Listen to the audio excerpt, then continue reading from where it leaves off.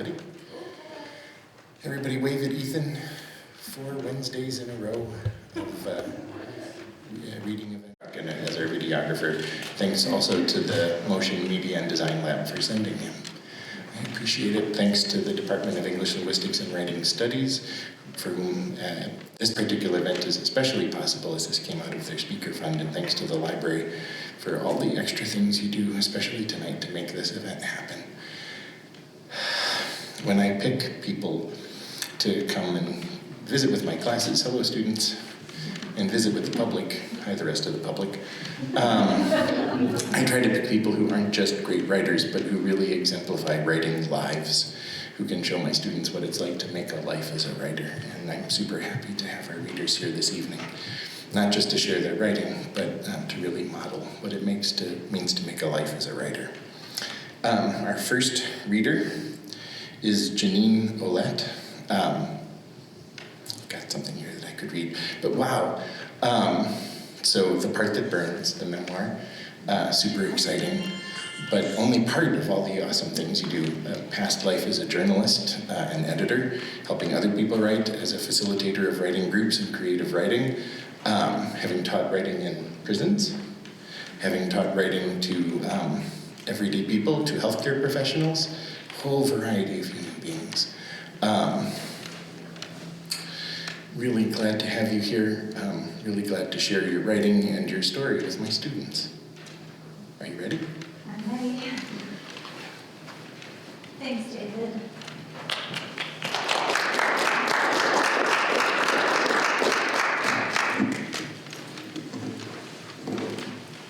Hi, everyone. Thanks so much for coming out and finding your way into the library that's closed. It's really nice to see you all. So thank you also for that lovely introduction, David, and for having me here, and for having me here with Tim. It's an honor. So I'll be reading tonight from a piece that was published in May. It's an essay, it's creative nonfiction, you could call it. This was published in LA Review of Books, and there's kind of a bigger story behind it, but I'm not going to share that right now. That maybe we'll talk about when we have time for questions and answers later. But what I will say about it before I launch in is that it's in conversation with my book that David mentioned, The Part That Burns. It's kind of like an addendum or a supplement, or, it's kind of like the answer to the question that a reader might ask if they read my book and thought, but what about her father? So it's kind of the answer to that question. And the only other thing that I think that I would tell you in hearing it instead of reading it is that this is what you might call a braided essay, and so it takes place kind of one strand of the braid is the narrator is making a phone call and having a phone call with her father, and the other strand is in various pieces of the past. So you'll hear that as we move back and forth in the essay. It's called What My Father Knew About the Other Man I Called Daddy.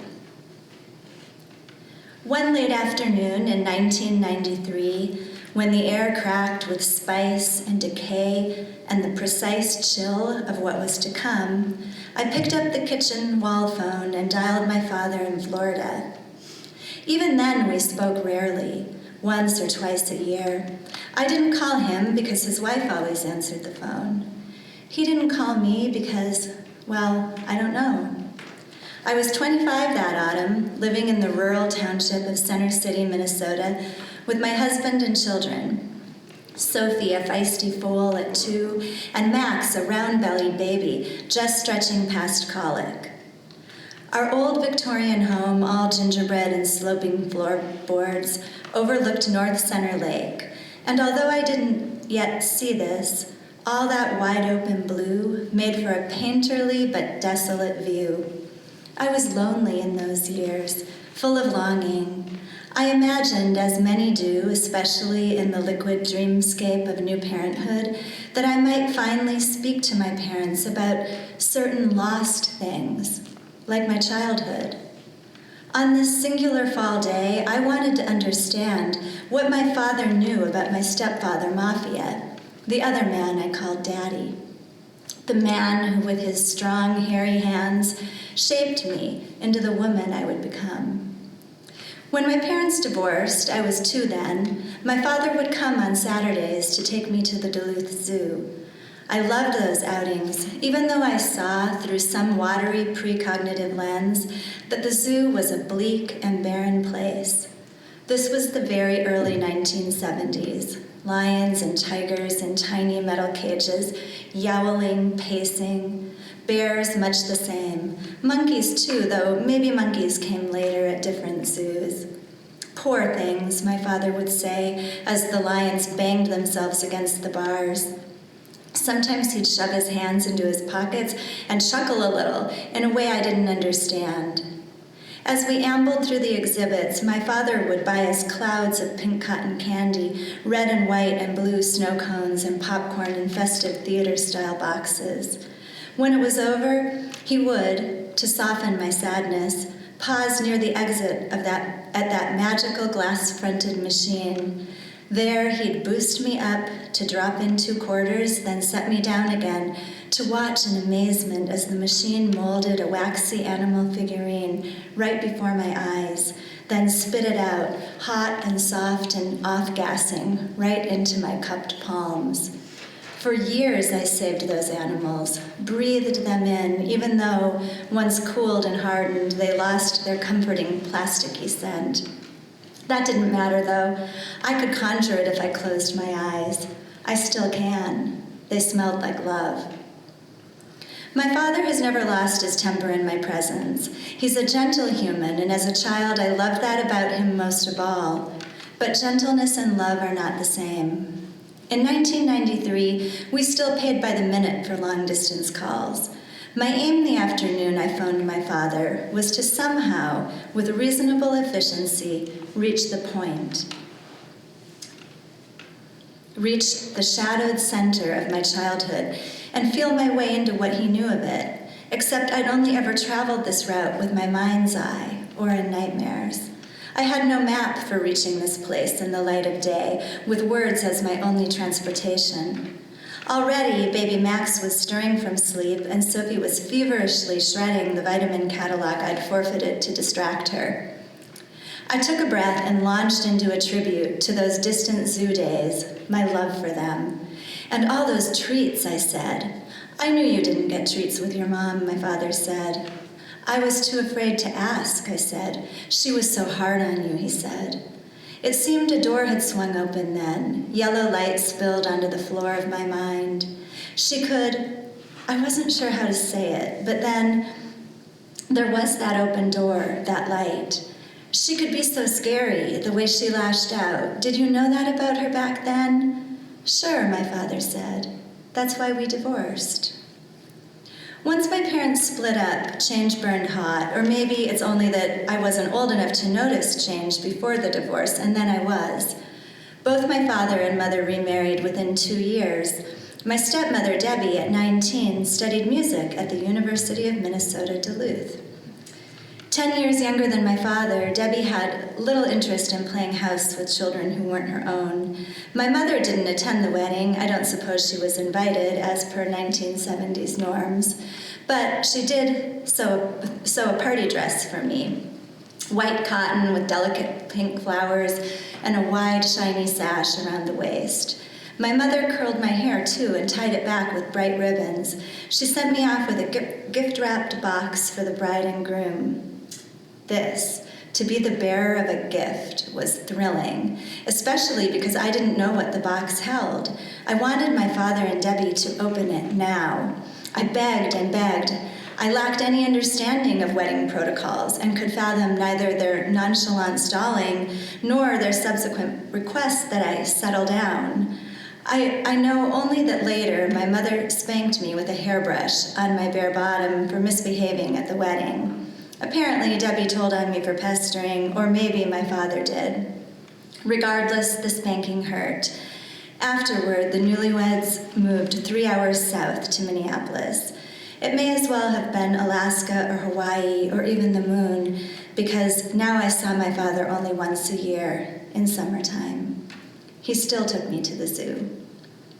When speaking of the past, my father's voice grew almost as animated as Sophie's destruction of the vitamin catalog. He repeated how my mother had always been like this or that, or how her mean streak and short fuse had been too much for him. He spoke, too, about her hard-drinking uncles. You know, they once sawed a house in half, I finished for him. On one hand, I was happy just listening to his voice, feeling how it unspooled through the magic of Ma Bell all the way from Florida to Minnesota. On the other hand, I didn't want to hear about Mom's uncles, whom I'd heard about 1,000,000 times from Mom. I wanted to hear about my father himself and what he really understood of my childhood in Wyoming, of Mafia's shadowy hands reaching for me, his nostrils flaring with excitement. Mafia was Italian, which is how he got his nickname, but he spoke only in English with formalities and vulgarities in equal measure. Like, you had better reconsider your behavior, young lady, and I would suggest you do so sooner than later. Or, God damn it to hell, you think I asked you to pick up your garbage just for shits and giggles? Get off your ass before I show you a world of hurt. A little more than a year after they married, Mom and Mafia had a baby, my sister Rachel. And a little more than a year after that, we moved to Wyoming for the oil jobs. We knew no one in Wyoming. During 6 years under those mean mountains, not a single relative from Mom's or Mafia's side visited.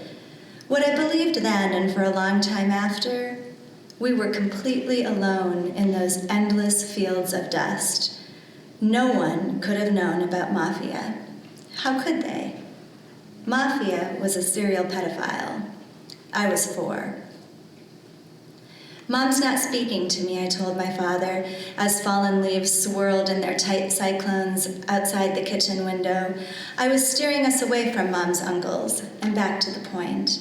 She drove out here to see our new house, visit Sophie, and we got to talking about Wyoming and Mafia. And then she blew up and hasn't spoken to me since. I paused. She's never even met Max. I shifted my son from one nipple to the other, tucked a tendril of sweaty blonde hair behind his ear. He's 4 months now, by the way. She's always had that temper, my father said again. I don't know how you managed. I felt strangely as if my father were speaking to someone else, someone who was not his daughter. I wanted him to connect our conversation to the little girl I'd once been.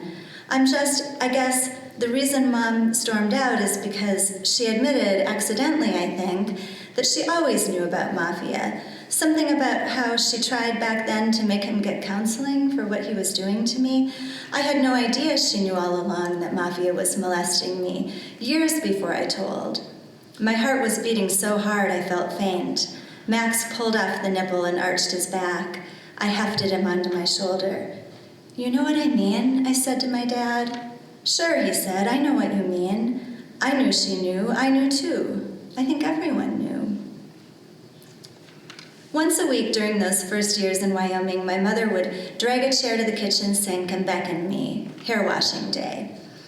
Fine and silky, my hair tangled at the slightest provocation, and my mother tried something called cream rinse, but my hair still thatched itself together after every wash. Combing brought tears from me and frustration from her. This must be why, for Christmas 1976, my father sent a Sunbeam, tangle-free electric comb. Such an interesting, useless contraption. I tried to love it because I received few presents and was inclined to love them all. Also, I loved my father. I wish I knew exactly what happened after my father said, I knew back then. I think everyone knew. But it's as if the film strip ends there, the way film strips used to do in Miss Lavelle's first grade classroom, the tail end of translucence flipping, the big metal reel spinning pointlessly in the dark until Miss Lavelle would flip the light back on and break the spell for good. I know what did not happen. I did not cry, throw the phone, halt the conversation. I did not ask my father why he did nothing if he knew, if everyone knew that a grown man was molesting his 4-year-old, his 5-year-old, his 6-year-old, his 7-year-old, his 8-year-old, his 9-year-old, his 10-year-old, his daughter. The reason it stopped was that Mafia left, It happened after school one October day. He took me up to the bed he shared with my mother, pulled my pants down, and said goodbye. Then he drove away in his red truck all the way back to Duluth. I never saw him again. 2 years after Mafia left Wyoming, we left too. My mother decided she wanted to go to college and not in Wyoming. The University of Minnesota is better, she said. Besides, it's your father's turn to have you. And this is how I found myself clambering out of the front seat of a U-Haul onto my father's manicured lawn in a suburb northeast of Minneapolis. He hadn't moved to Florida yet. That would come 4 years later. But he and Debbie did now have 2 small children of their own, and Debbie recoiled at adding a preteen daughter who did not know how to properly clean a bathroom. "Didn't your mother teach you anything?" she would say. Unsurprisingly, my father's turn ended swiftly, but my mother wanted no backseas, so the return fell apart. Eventually, the foster care system had to take a turn, first with me and then my sister Rachel. I could not bring myself to love the tangle-free electric comb. My father's gifts often contained melancholy.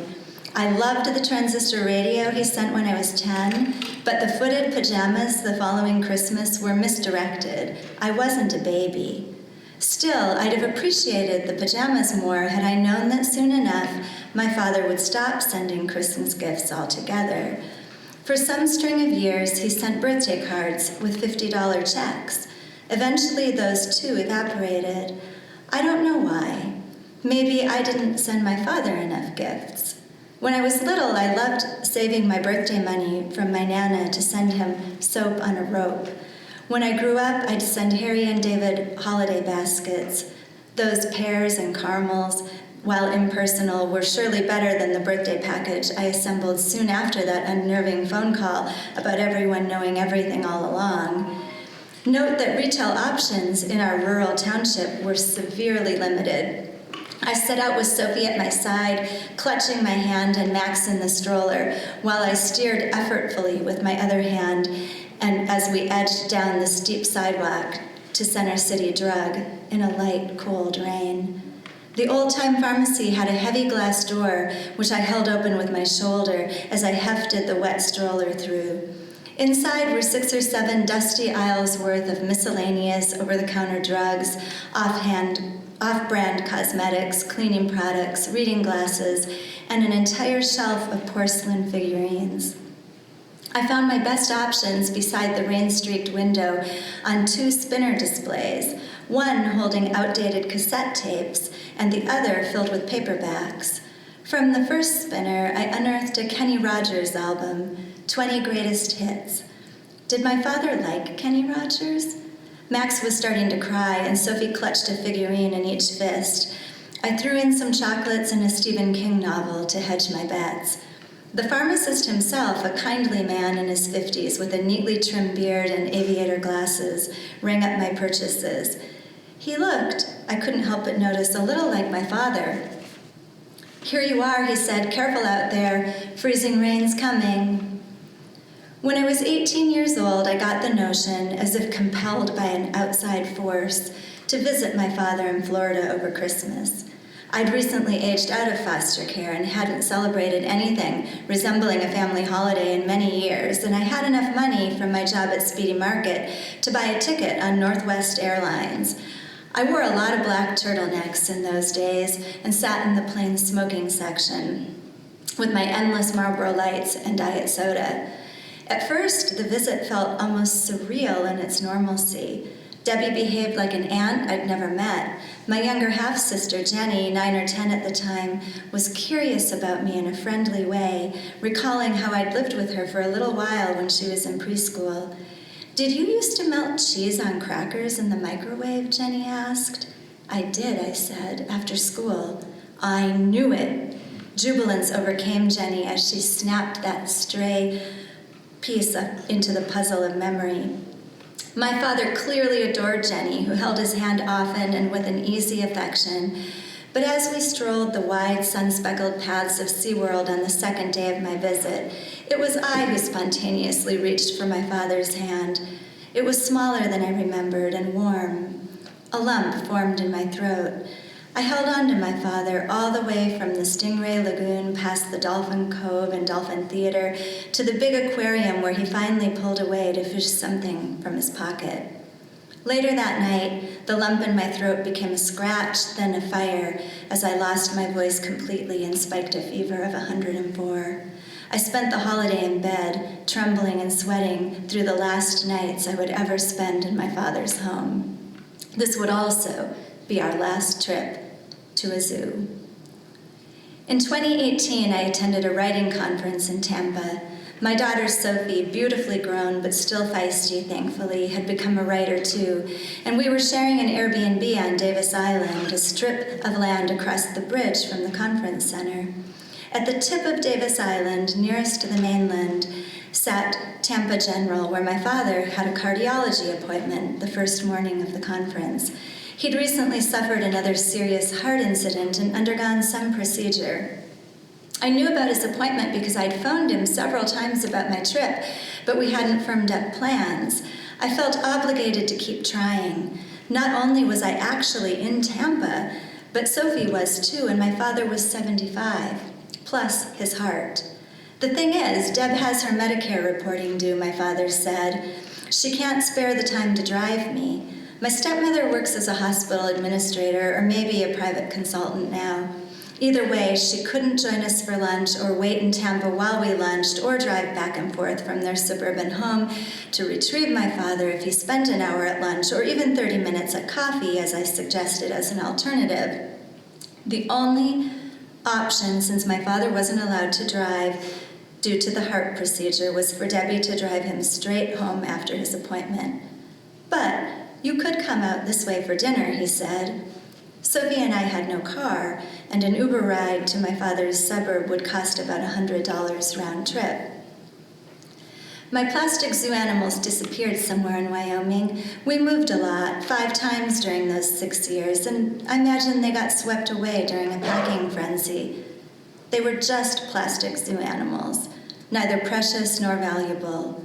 Still, I'd like to squeeze one of them in my hand, feel its plastic skin, imagine its original warmth as it shot from the mouth of the machine into my hands. I'd like to look at its perfect little face and remember when it was real. Those molded zoo animals used to say to me, yes.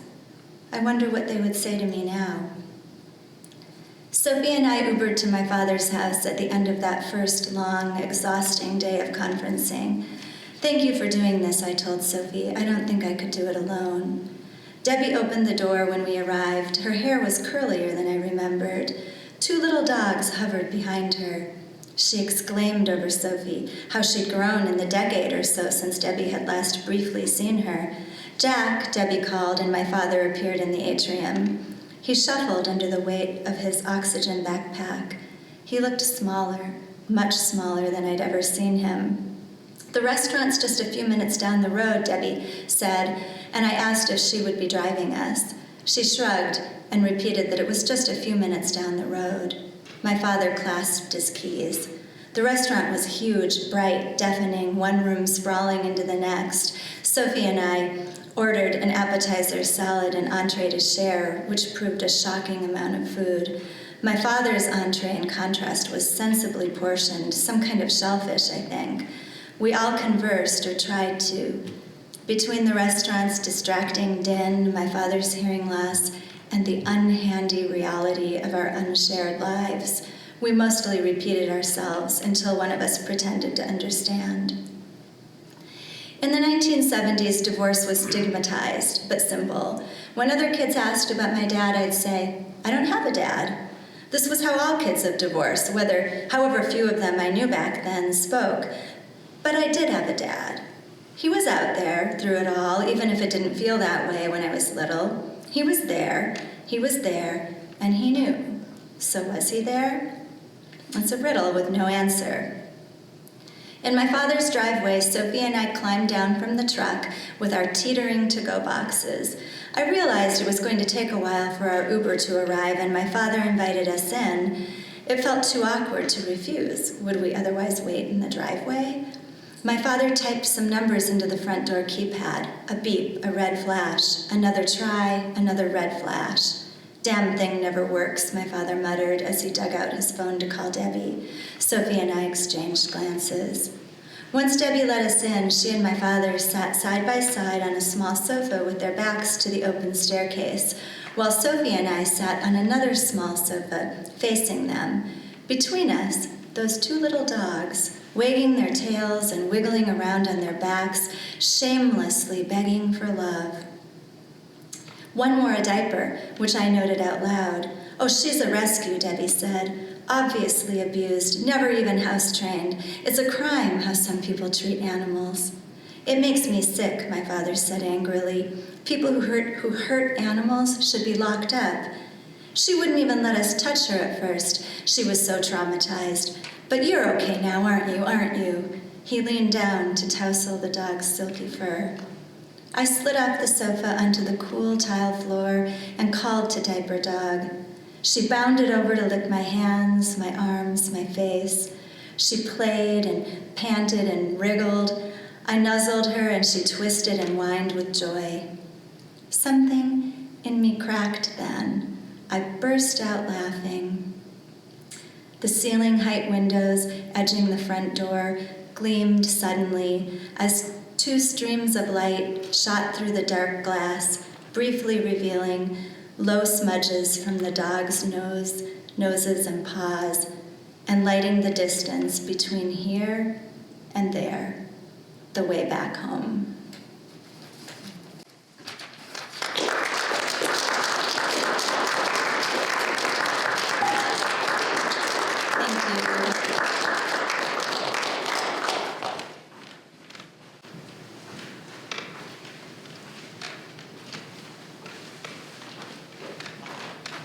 I mentioned last week how listening can be exhausting sometimes. Wow, thank you very much. I'm going to cheat now, because instead of introducing our next reader, I'm going to pass the baton to...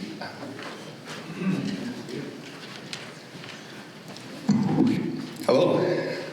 Greetings, classmates and public, although I don't have as much disdain, I guess, for you all. Welcome very much. Today I have the extreme pleasure of doing something that I threw out there as a, hey, Dr. Beard, my dad's a poet too. He's like, oh, really? Sure, send me some of his works. And for me, to bring it back to stuff that I learned from my father, writing and poetry was not a large part of my upbringing. I learned about self-knowledge, I learned about service, I learned about leadership, I learned about second, third, fourth, fifth chances for yourself. But I never really looked at my dad as a writer. I didn't look at him as someone who was creatively expressive or in any way good at that. He was, not that he didn't express himself to me in a caring way and wasn't an amazing father, I just didn't see that part of him ever. I saw him as, my dad used to sing in a band. He's got tattoos, he's this renegade type guy, but poets to me always were elegant and sophisticated, and although he had, growing up, a huge library of poetry, I couldn't believe it. It was this crazy thing. Poems all across the wall, all these different poets and books of them. And I just didn't connect that he was not just a reader of them, he was not only obsessed with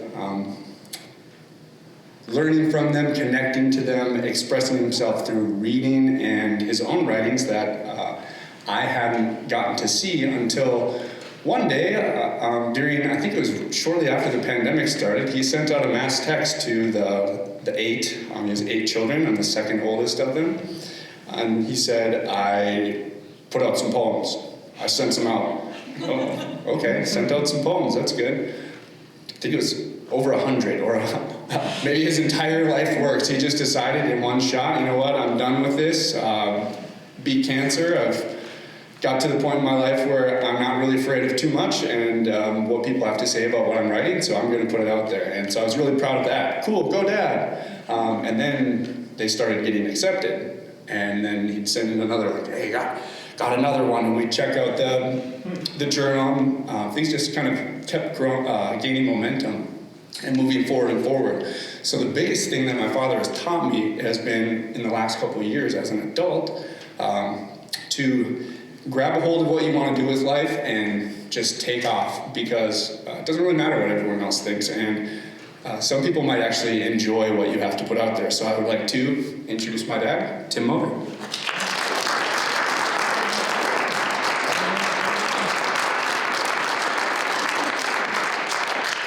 Thank you, John. That's my son, John, number 2.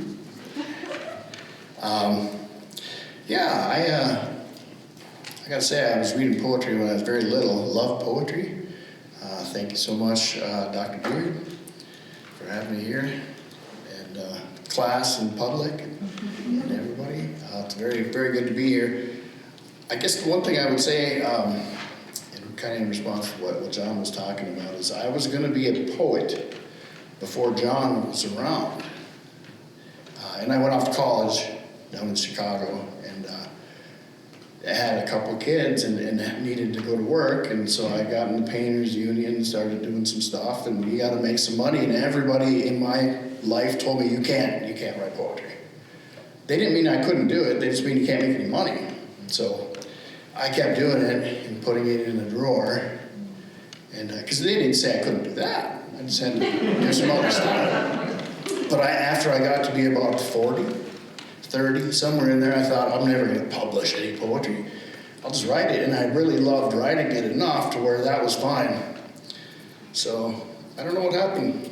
I had kidney cancer. I got half my kidney cut out. Pandemic changed everybody.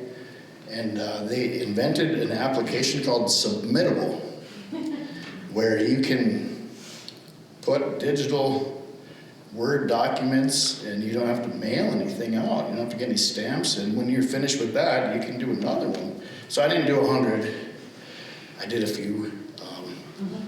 And then I had some journals accept some poems, and the ones that didn't accept the poems often had something to say. So sometimes I got a rejection and had a better poem within a few days and got an acceptance. So I had, I think the first 3 that were accepted were last April 2021. And I don't know exactly what happened. I had the first 3 places that accepted it closed not long after. And I was all right with that. And then the 4th one was the South Florida Poetry Journal, which I love. And I was amazed that they accepted it, and a few people reached out. And then I thought I needed to figure out how to do this. So I went on YouTube, and I can't remember the name of I can't remember her name, I'll have to look it up. She said, if you're gonna write poetry, you have to go on Twitter. And I thought, there's no way I'm going on Twitter. Like, my kids would laugh at me if I told them I was gonna go on Twitter. But I went on Twitter and I found all these poets on there, and it's kind of a really amazing, weird thing. And some of those poets have talked with me and reached out and asked me for poems, and printed a book for me, and I just love doing it. So I'm gonna read some poetry. It's weird poetry.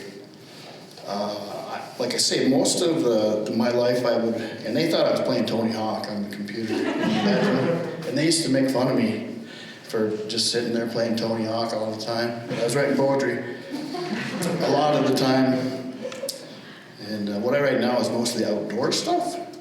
Some of this book is stuff that I wrote when I was younger. I might read some of that, but I'm gonna read some of the newer stuff. This one was published recently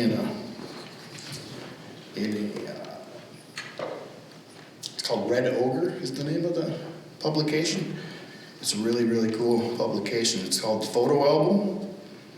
The mosquitoes are like rain, drunk on slow blood.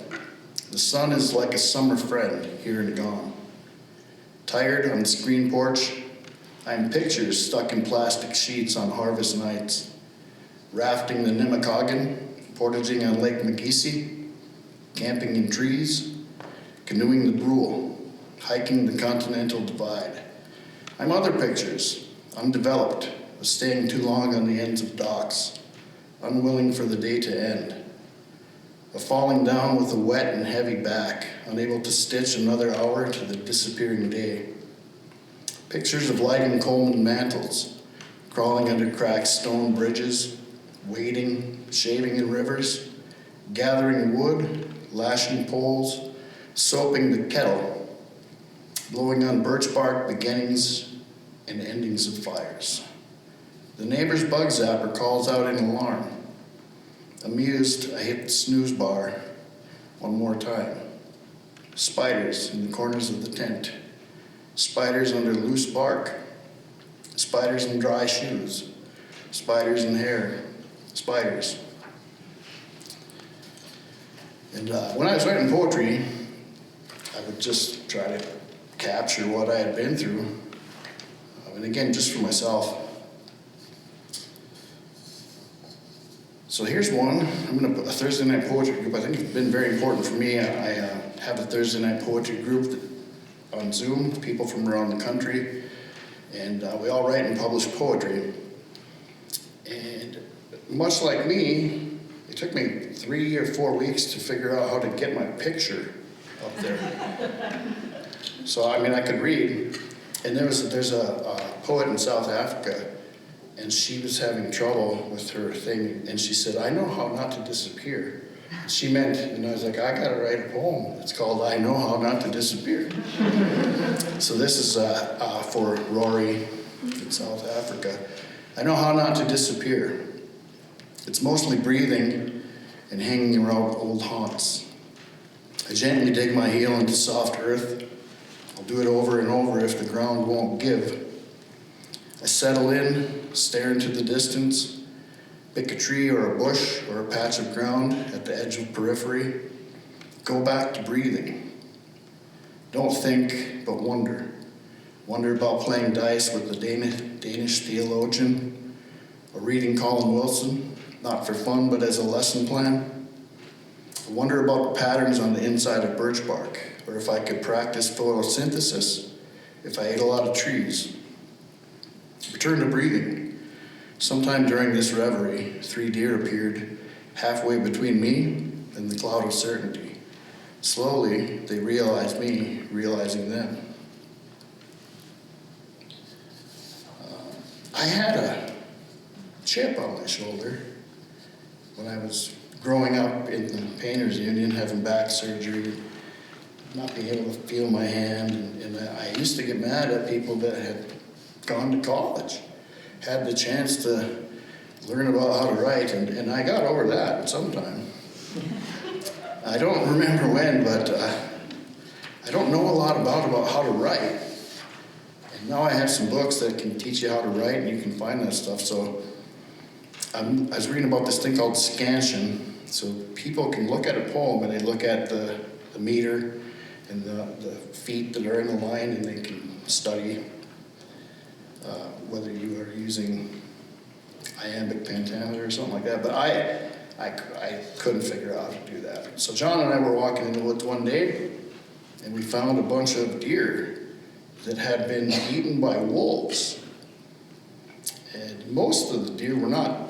It was just skin, bones. So when I was writing a poem about scansion, I thought about how people do that with sentences. It's just parts of a sentence. When they're trying to me, it just seemed like it's mostly gone. And I still don't understand why people do that, but this one's called scansion. I despair of scansion's bone-filled mouth against my jugular, counting out my heartbeats, weighing my worth, 1,000, 1,000, 1,000. Only sorrow has a sweeter song. Even this sentence is a forest of wolves, jaws harumping praise to fever, eating Sunday's God in flesh today. Whitetail lay in heaps across the ground, barely skins, count the shadow of their ribs against the bloody snow. That one just got accepted by a journal called Ice Flow Press, which is a really, really cool online journal. have a few different books. I don't know if you send out poetry, if you're writers yourself, but I have a few different books I'm working on. I never heard of a chapbook before. I thought you had to write a book of poetry and it had to be really long, but they have these things called chapbooks that you can do, 15 to 30 poems. I had one rejected by a press recently, and they told me they loved it, but it had too much empathy. Again, not something I've heard a lot. They wanted to see some kind of contrariness and not just everything is all one. And I have some of those, but most of those, I had some definite childhood trauma and stuff, but I don't know how to write about it well. So I have lots of writing about it, but most of my stuff is not really about that. This one is called Pond by the Abandoned Shack. I wanted to walk across unyielding water, my faith in you ecstatic while I surveyed the rippling shore. In my trance, I saw the remnants of the work you've done this summer, abandoned along the edges of the pond, sawed-off stumps and poles that looked okay to me. What made you leave those laying there, cast off among half-eaten broken buds and branches? Dreaming by day, I have occasionally stumbled upon bright blue and red cans insulted with advertising, canting starkly against the hard-held green and yellow forest floor. I have grown silent eating my sandwich as I watched you swim. My spirit wandered in and out. I listened for the pause before the slap.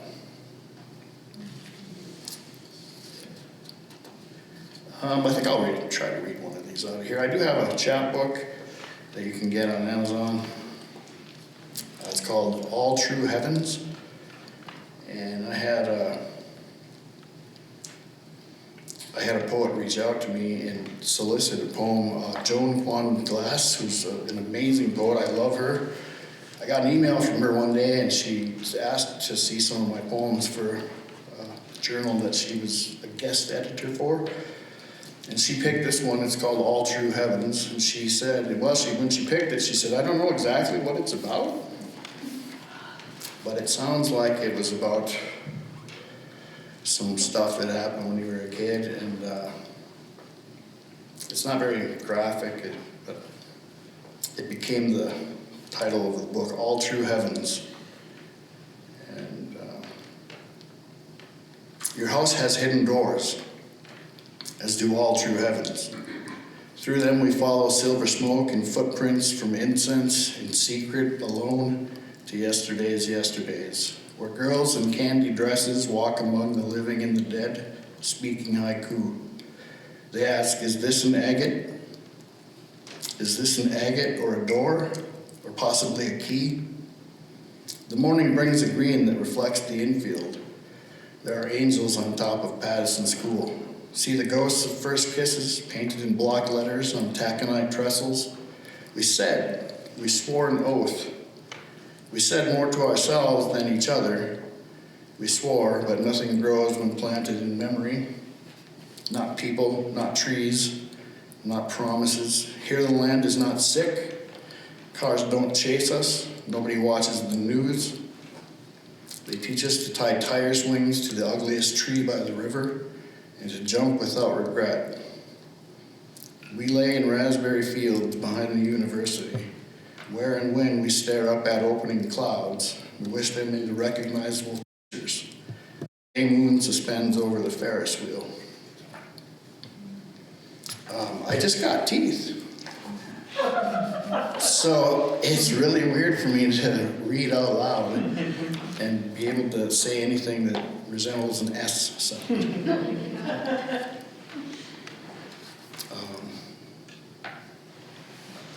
I wrote one for my mom that she liked. It's called Song to the Prodigal Son, because she saw me through a pretty rough time. The road is long for the heavy-hearted, torn open with outstretched red eyes, lose focus in the memory of the fifth commandment, head down, laden with grief, walk toward the sunset into the neon retreat, squander what you are in square bare feet. Dead eyes softened with fire, burning in the skin, a tempest, a violent concerto, a ceaseless river. Stale morning, face up, slow clouds stretch tales and fables into familiar features, stories in the sky, seen from a scene in a mud-sunken sty, on a pig-drunk morning, a fairy tale morning. Not hungry, starving, an ache in the flesh and in the bone, a lifetime, alone dreaming the sounds of home. Hear the rise and fall of a hired man's breath. Hear the ragged prayer of a shamed man. Seamless boundaries, straight and crooked roads. Vagabond, wanderer, coming from the land of Nod. That was the first one that was published in a journal that still exists. And that was the Southport Poetry Journal. And I have a bunch of stuff in drawers, like I was saying, and I have about 1,000 of these that are about her. There's a couple of hers. So this is called Former Lives in Last Night's Dream. I follow her through candlelit mazes. I watch her bathe herself in flowers, painting her wings one feather at a time, or all at once. She whirls in purple sheets, saffron ribbons in her hair, touching things that grow, spending whole lives dancing in the buds of spring. There are former lives stored between her lines, patchwork quilts, thick, multi-peopled memories, encyclopedias. There are dry pages and traces of ink within her fingers. Her voice is like a shower of bees escaping my attention. There are violins and otherworldly languages in her xylophones. She's cat mobile, purchases dresses and purses to swing dreamily on garbage streets, the only color. Poetic, all at once artistic, reposed in pastel rooms, unfolding. These hours are spent in agony, above all else ecstatic, return to where the years forget themselves. And some of those I remember who they're about, and some of them aren't really about anybody, just everybody. And I think that's important for writing, is I don't know what it's, some of them, it's not just one story, it's a lot of different things, and I didn't know you could do that. You don't have to tell the truth. But, I mean, people will tell if you're lying, but you can make your own kind of thing. I don't know how long you want me to read, till. We go for 21 minutes. Okay. So I do have some more of these outdoory ones that I have been writing mostly recently that I'm trying to get published and working on. I had a Galileo Press. They rejected me, but had notes for every poem. And some they liked and some they said, that's not your best feature. So I'll probably keep working on these, but this is one I just wrote recently. And my chapbook that I'm working on is called American Parade Routes. And I took that from this poem. I don't know if you've ever been to Patterson Park, south of Superior. It's just beautiful. The southern winds are statues carved with sand and fallen leaves. Woodpeckers and partridge riot through October trees. A mighty forest is our God, a school of pine and cedar, surrounded by ironwood and twisted diamond willow. Falling water, mist, mushroom carpet, stink bugs under hazelnut. Moon's imprint, natant, pales on the surface of the lake, receded toward a wooden plank dock. spread over backwater marshes. Sand won't hold the water.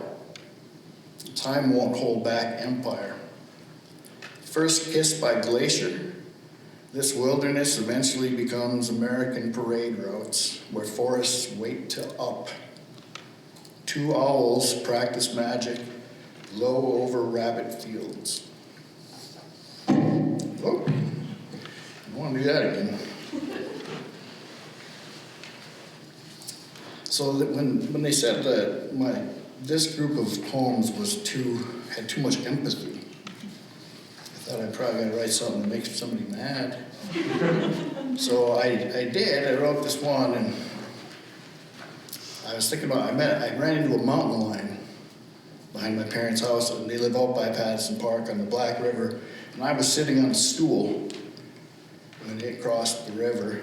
So I started to write a poem about that, and then I decided to make it about being afraid of strong women.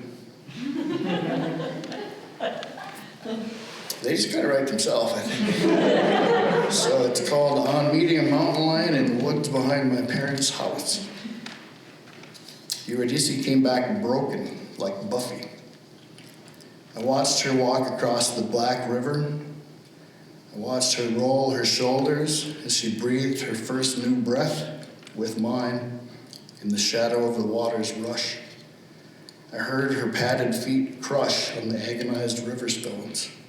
My fear was so immediate that I wanted to submit. Every breath an hour. Lot told his wife to look. Orpheus understood that the world could never be the same.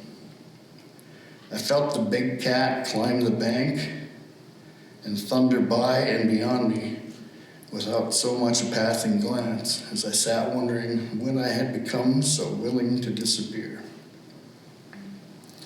And that one's pretty new. I got one called Killdeer, about the little bird. I don't think it's really about the bird. Patterns everybody wants. Above, the planets conjunct in celebrated spheres. On the ground, exposed, a nest. In the nest, an egg. Within the egg, a killdeer. Limping killdeer, wing-tipped, thin legs running, waits for her young to hatch and fledge in nests. Curtains of falling leaves arrange in jigsaw pieces over hollowed-out stumps. Over furrows of pine plantings, under alert picker bushes, on old road homestead pastures, fields of empty spaces, edges of sparse woods. Here the streets of heaven are paved with unfinished poems. I didn't bring a camera or a sketch pad, so this will just be for us. Past clumps of swaying compass plants in long strides, I walk until I recognize this foreign land, until the setting sun. Setting sun, I'd keep this to myself tonight, this feeling, lonely as a shadow on the ground from a circling raven or crow.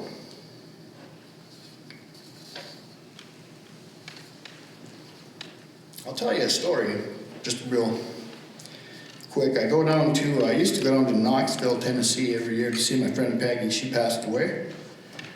One of the first times I was down there, she told me I had to go to, it's called Tennessee. It's what Tennessee is named after, and it's an overhill city of Cherokee. When they still lived in Tennessee, there's no reservations, and they don't live in Tennessee. Some live over the border in North Carolina, but most have gone to Oklahoma. But they have a monument there. And we went there, and I told Peggy I wanted to find a turtle shell to burn incense, and so we smudged and we went there. And there was 4 of us, Peggy and her daughter and my ex and myself, and there was no wind, but there was one tree that the leaves were spinning. We stared at it and thought that was really weird. So I walked over there, and as I got to the bottom, there was a turtle shell. really, really old turtle shell, and they told me when I picked it up, the leaves stopped moving, which I don't know if that's true or not. But I have that shell still, and the next time I went there, I found another turtle shell, and that's what this particular poem is about. Her son, Matt doesn't believe me. He said, we're all lying, and we all are in cahoots. So this is called Overhill, walking in love near Joda and Tanasi. Matt doesn't believe in spirits, almost as if you're not there, moving in shadow. I listened for you until you heard me. I've come to share your secret if you'll let me. There are spiders tied between the trees above the map on the causeway over the lodge house, surrounded by tons of black packed dirt covered in crayfish. A turtle with the full moons on her shell settled into underwater branches. She wedged herself between them with a tight grip on her deathbed long ago. Now I see you, turtle shell, resting among the rocks and shale in a year of drought, covered in brown clay. I gather you to me. No sacrifice, no altar.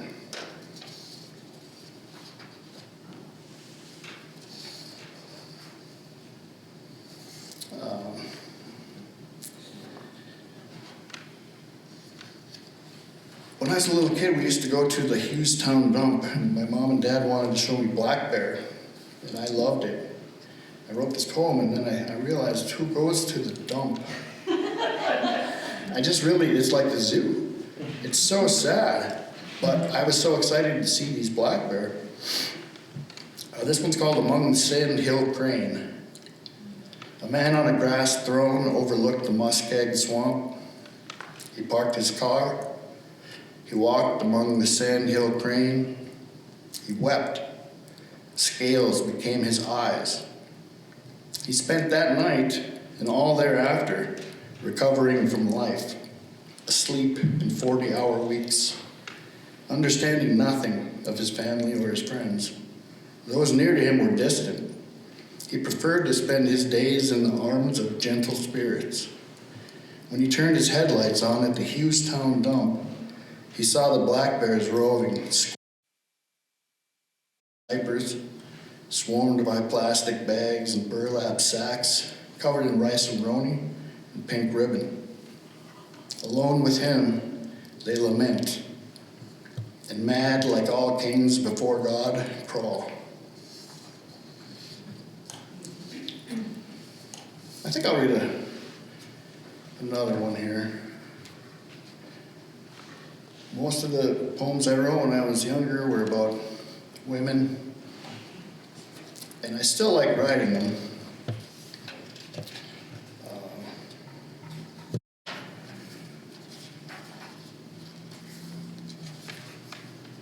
I think.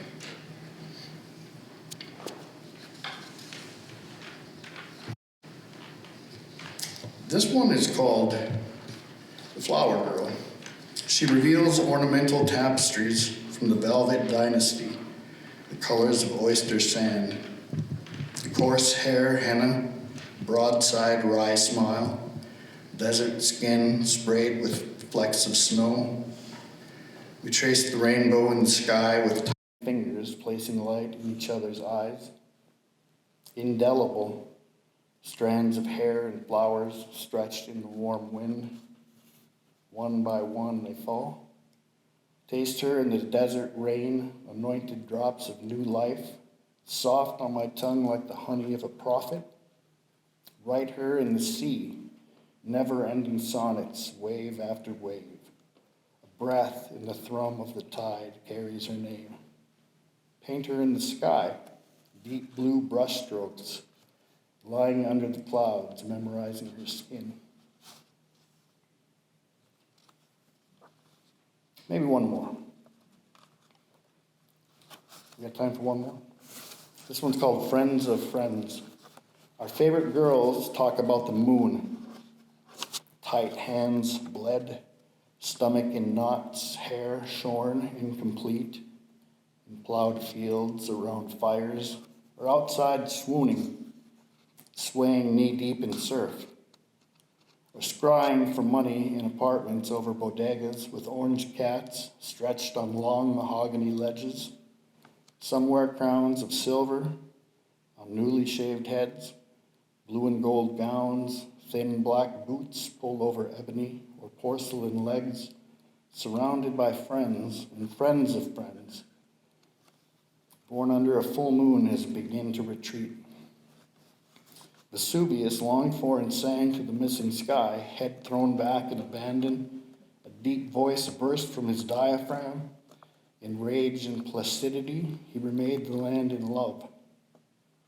Elsewhere, the grinning land whispered a waterfall to a penetrated shore with expectant lips pursed beneath a strawberry moon.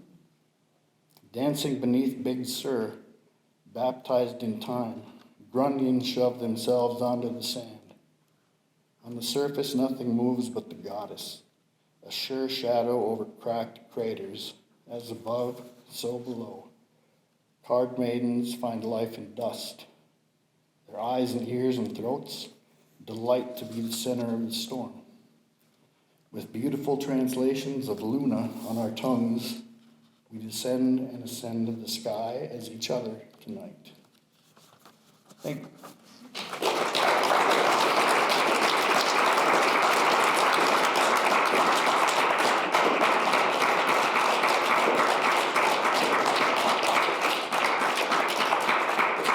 So if I'm like a little overwhelmed, it's because I listened to your poems and I remember my grandpa, when I got accepted to graduate school, he said, "Isn't it time to quit this school foolishness and get a job?"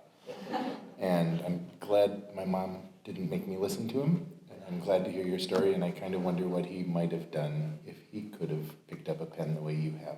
And I think about you, and I remember my mom also divorced in 1974, and we just didn't have a dad either, right? That's how it was, and so I listened to you and all the ways you've talked to us tonight, and I feel it, and I hear it, and I'm grateful for it, and I'm sure there are other people in the room too. I see people who have been working on writing their mom's life story. I see people who have been writing poetry, and I'm sure they have lots of things they want to talk about with you and with each other, and so I hope we'll do that for a little while now. Is that okay?